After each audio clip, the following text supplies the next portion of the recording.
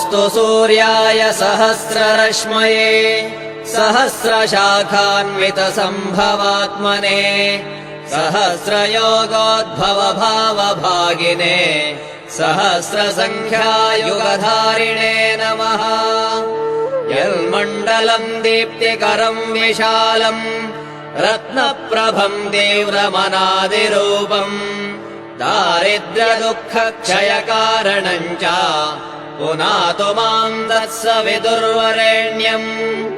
यन्मण्डलम् देवगणैः सुपूजितम् विप्रैः स्तुतम् भावनमुक्तिकोविदम् तम् देवदेवम् प्रणमामि सूर्यम् पुनातु माम् तत्सवितुर्वरेण्यम्।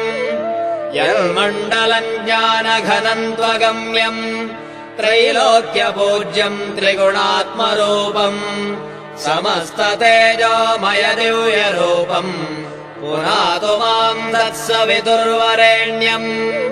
यन्मण्डलम् गूढमतिप्रबोधम् धर्मस्य वृद्धिम् कुरुते जनानाम् यत्सर्वपापक्षयकारणम् च पुनातु माम् तत्सवितुर्वरेण्यम्।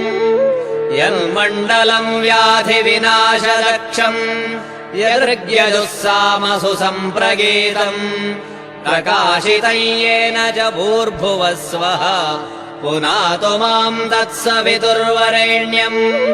यन्मण्डलम् वेदविदो वदन्ति गायन्ति यच्चारणसिद्धसङ्घाः यद्योगिनो योगजुषाम् च सङ्घाः पुनातु माम् तत्सवितुर्वरेण्यम्।